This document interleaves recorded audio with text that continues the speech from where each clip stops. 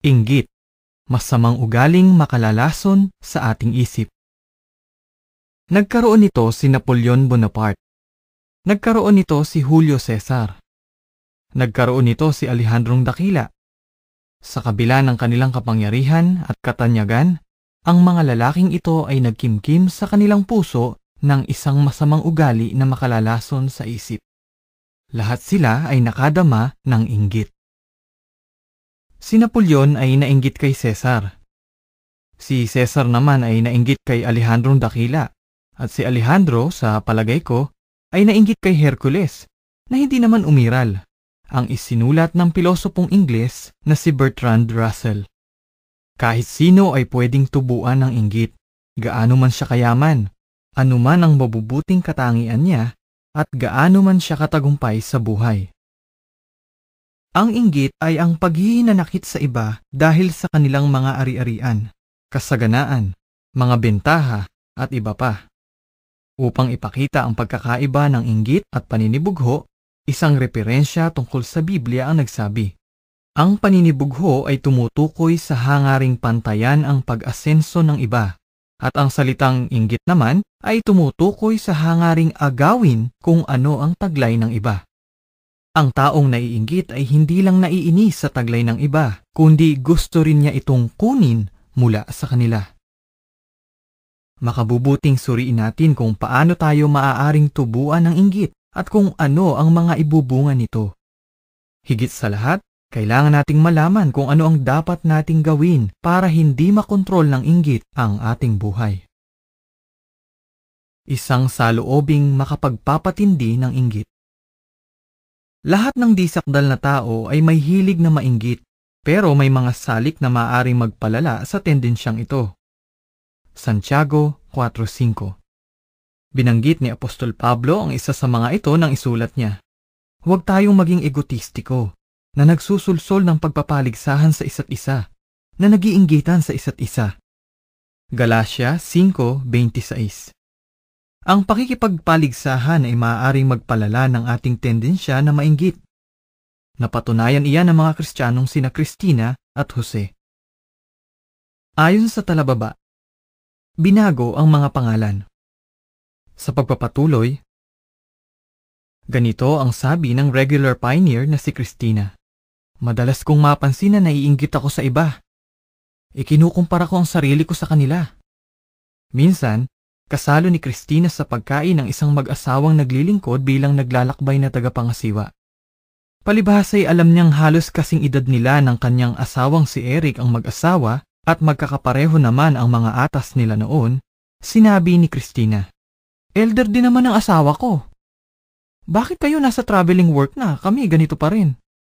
Dahil sa kanyang inggit na pinatindi ng pakikipagpaligsahan, hindi niya napahalagahan ang mga ginagawa nilang mag-asawa at hindi na siya masaya. Gusto ni Jose na maging ministeryal na lingkod. Pero nang mahirang ang iba sa halip na siya, nainggit siya sa kanila at nagtanim ng sama ng loob sa kanilang coordinator ng lupo ng matatanda. Nagkimkim ako ng galit sa brother na ito at pinagsuspetsahan ko ang kanyang mga motibo. Ang pag-amin ni Jose. Kapag nakontrol ka ng inggit, magiging makasarili ka at hindi na makakapag-isip ng tama. Aral mula sa mga halimbawa sa Biblia. Maraming babalang halimbawa sa Biblia. Ipinakikita ng mga ito kung paano nagsisimula ang inggit at kung paano ito nagiging lason sa mga nagpapadaig dito. Halimbawa, nagalit ang panganay ni Adan at Eva na si Cain nang tanggapin ni Jehova ang hain ni Abel at tanggihan ang sa kanya. Pwede sanang ayusin ni Cain ang problema, pero nagpadaig siya sa inggit kung kaya pinatay niya ang kanyang kapatid. Kaya naman sinasabi ng Biblia na si Cain ay nagmula sa isa na balakyot, si Satanas. Unang Juan 3:12. Nainggit ang 10 kapatid ni Jose dahil malapit siya sa kanilang ama. Lalo pa silang nagalit kay Jose nang ikwento niya sa kanila ang kanyang makahulang mga panaginip. Gusto pa nga nila siyang patayin. Pero sa halip, ipinagbili nila siya bilang alipin at pinapaniwala ang kanilang ama na patay na si Jose. Pagkalipas na maraming taon, inamin nila ang kanilang pagkakamali. Walang pagsalang tayo ay nagkasala may kinalaman sa ating kapatid, sapagkat nakita natin ang kabagabagan ng kanyang kaluluwa nang magsumamo siya na kahabagan natin, ngunit hindi tayo nakinig. Henesis 42:21. Tumubo naman ang inggit sa puso ni Korah, Datan at Abiram nang ikumpara nila ang kanilang pribilehiyo sa mga pribilehiyo ni Moises at Aaron. Sinabi nilang si Moises ay nag-aastang prinsipe at nagmamataas sa kongregasyon. Kasinungalingan iyon. Si Jehovah mismo ang humirang kay Moises. Pero kinainggitan ng mga rebelding ito ang posisyon ni Moises. Kaya naman nilipol sila ni Jehovah. Nakita ni Haring Solomon kung hanggang saan maaaring humantong ang inggit. Tinangka ng isang babaeng namatayan ng bagong silang na sanggol na papaniwalain ang babaeng kasama niya sa bahay na ang sanggol nito ang namatay. Nang humarap sila sa paglilitis, sumang-ayon pa nga ang sinungaling na babae na patayin ang sanggol. Pero ibinalik ni Solomon ang bata sa tunay na ina nito. Kapahapahamak ang maaaring maging resulta ng inggit. Ipinakikita ng nabanggit na mga halimbawa sa Biblia na maaari itong humantong sa pagkapuot, kawalang katarungan at pagpatay. Bukod diyan, sa mga kasong ito, ang taong kinainggitan ay wala namang ginawang masama para tumanggap ng gayong pagtrato. Ano ang magagawa natin para huwag tayong kontrolin ng inggit? Ano ang pwede nating ipanlaban dito? Mabisang mga panlaban sa inggit. Linangin ang pag-ibig at pagmamahal sa kapatid. Pinayuhan ni Apostol Pedro ang mga Kristiyano. Ngayong dinalisay na ninyo ang inyong mga kaluluwa sa pamamagitan ng inyong pagkamasunurin sa katotohanan na ang resulta ay walang pagpapaimbabaw na pagmamahal na pangkapatid, ibigin ninyo ang isa't isa ng masidhi mula sa puso. Unang Pedro 1:22. At ano ang pag-ibig? Ganito ang isinulat ni Apostol Pablo. Ang pag-ibig ay may mahabang pagtitiis at mabait. Ang pag-ibig ay hindi mapanibughuin. Ito ay hindi nagyayabang, hindi nagmamalaki, hindi gumagawi ng hindi disente, hindi naghahanap ng sarili nitong kapakanan. Unang Korinto 13:4 at 5. Ang paglilinang ng gayong pag-ibig sa iba ay makasusugpo sa ating hilig na mainggit. Magandang halimbawa si Jonathan. Sa halip na mainggit kay David, inibig siya ni Jonathan na gaya ng kanyang sariling kaluluwa. Unang Samuel 18:1.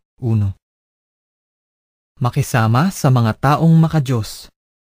Ang kumatha ng awit 73 ay nainggit sa mga balakyot na namumuhay ng maalwan at walang problema. Pero napagtagumpayan niya ang inggit nang pumunta siya sa maringal na santuaryo ng Diyos. Awit 73:17. Ang pakikisama sa mga kapananampalataya ay nakatulong sa salmista na makita ang mga pagpapalang tinanggap niya dahil sa paglapit sa Diyos. Awit 73:28. Mararanasan din natin iyan kung regular tayong makikisama sa mga kapananampalataya sa mga Kristiyanong pagpupulong. Gumawa ng mabuti. Nang makita ni Jehovah na nagkikimkim si Cain ng inggit at puot, sinabi sa kanya ng Diyos, "Gumawa ka ng mabuti." Paano gagawa ng mabuti ang mga Kristiyano? Sinabi ni Jesus na dapat nating ibigin si Jehovah na ating Diyos ng ating buong puso at ng ating buong kaluluwa at ng ating buong pag-iisip at ibigin ang ating kapwa gaya ng ating sarili. Ang kasiyahang nadarama natin sa pagpopokus ng ating buhay sa paglilingkod kay Jehovah at sa pagtulong sa iba ay mabisang panlaban sa inggit. Ang makabuluhang pakikibahagi sa pangangaral ng kaharian at paggawa ng alagad ay mainam na paraan ng paglilingkod sa Diyos at sa kapwa at nagdudulot sa atin ng pagpapala ni Jehovah. Kawikaan 10:22. Makipagsaya sa mga taong nagsasaya. Roma 12:15. Nakipagsaya si Jesus sa tagumpay ng kanyang mga alagad. At sinabi niyang mas marami silang maisasakatuparan sa gawaing pangangaral kaysa sa kanya. Nagkakaisa tayong mga lingkod ni Jehovah. Kaya naman ang tagumpay ng isa ay tagumpay ng lahat. Hindi ba dapat tayong makipagsaya sa halip na mainggit kapag ang iba ay nakatatanggap ng mas mabibigat na responsibilidad? hindi madaling paglabanan. Maaaring tumagal ang pakikipagpunyagi sa inggit. Inamin ni Christina, madali pa rin akong mainggit. Kahit na ayaw ko ang ganitong damdamin, hindi ito maalis-alis at kailangan ko itong kontrolin palagi. Ganyan din ang pinaglalabanan ni Jose. Tinulungan ako ni Jehovah na mapahalagahan ang magagandang katangian ng coordinator ng lupo ng matatanda, ang sabi niya. Napakalaking tulong ang mabuting kaugnayan sa Diyos. Ang inggit ay isa sa mga gawa ng laman na kailangang paglabanan ng bawat Kristiyano.